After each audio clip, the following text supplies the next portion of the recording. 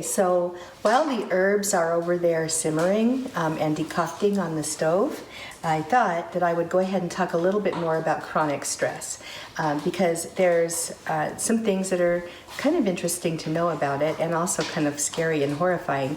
But chronic stress can affect your life in some terrible ways. Number one, it's one of the biggest factors in health problems and health issues in people.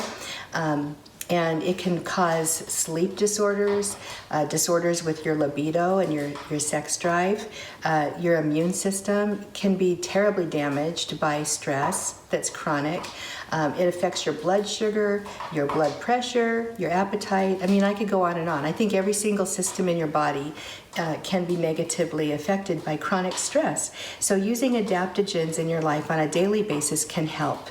If you're dealing with stressful situations. And just real fast, let's talk a little bit.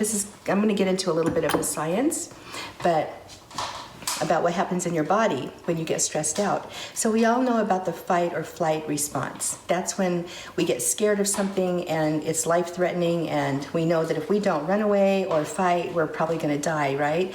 And that's a very ancient reptilian brain kind of response. And what happens is in our daily lives, we go through those incidences all the time. Maybe we have to go in and talk with our boss, or maybe we're dealing with some kind of a stressful situation like a car accident, or maybe it's just having a deadline that you need to get done. Those kinds of things cause stress that is just always going on in your body. And so how that works is your body has a system set up. It's called the HPA axis. And what that stands for is the hypothalamus, the pituitary gland, and your adrenal glands.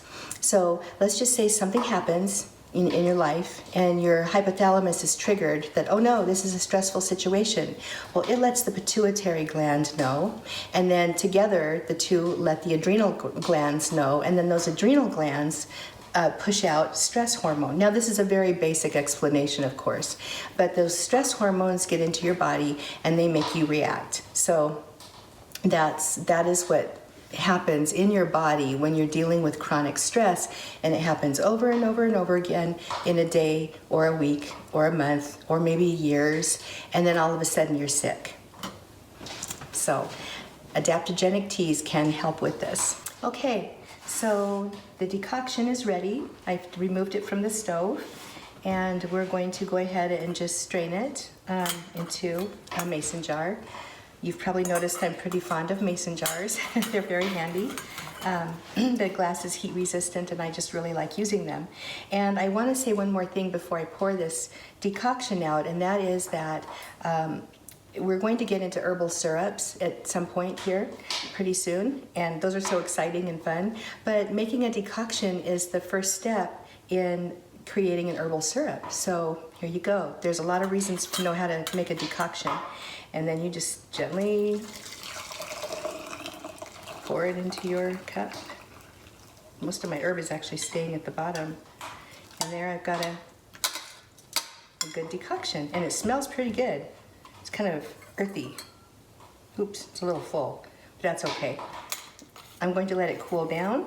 Okay, so we're going to talk about how to make an herbal syrup right now. And this is actually going to be the same decoction that I created with the energy adjustment tea. I thought I'd just do an energy syrup since I've got it here ready to go.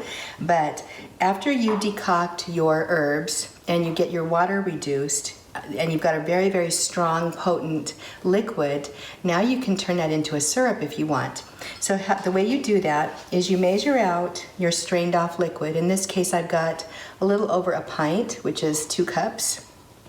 I actually have a little bit more than 2 cups here. And then you measure out your honey or your sweetener. Here I've got approximately 1 cup of honey that I've measured out already. And my decoction is still nice and warm. It's not boiling hot, but it's nice and warm, so that way I can get the honey dissolved completely into it before I bottle it up. Now, I want to talk about different measurements for your syrups, because the more sweetener you put in your syrup, the longer it will preserve for, number one, and the sweeter it will obviously be too. Now, some herbalists like a 1-to-1 ratio where they put the same amount of honey as the liquid and then dissolve that. That's just too sweet for me. So for my personal preferences, and I'm actually going to use this syrup, I go ahead and I do half the honey to liquid, and sometimes I'll even do less. But you have to keep in mind if you do that, that you're going to be cutting down the shelf life of the syrup. So, and by the way, the syrup will last if you use the strong 1-to-1 ratio. I've heard it can last as long as a year, especially if it's refrigerated. With the ratio that I use, I'm certain it will last about 6 months or so in the refrigerator. But as you get lower sweetener amounts, you're going to be reducing the shelf life. Now, if you wanted to, you can add a little bit of alcohol to that, but we'll talk about that when we get to making cordials. That's really exciting too. This is the basic syrup making method for pretty much all your herbal syrups. There's going to be some variations, of course, but this method is how you'd make your elderberry syrup and other syrups that you'd want to make. You decoct your herbs, you measure out your liquid, and then you figure out the proportion of your sweetener, you mix it together, you bottle it up, you've got your syrup. So now I'm going to bottle this. I've got a bottle that I found, and I've got a little funnel, which I highly recommend funnels because they just make the process so much easier.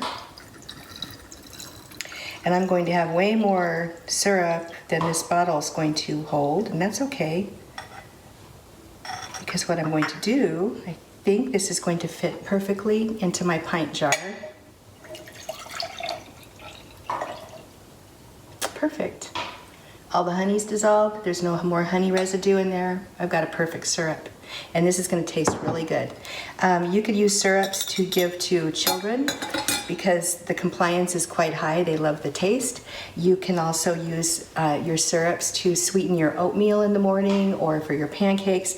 Now, this is not a very thick syrup. If you want to make a thicker syrup, what you could do is reduce the liquid even more, or use more sweetener, okay? That's going to give you a thicker syrup. And that's all I have for syrups. Very easy.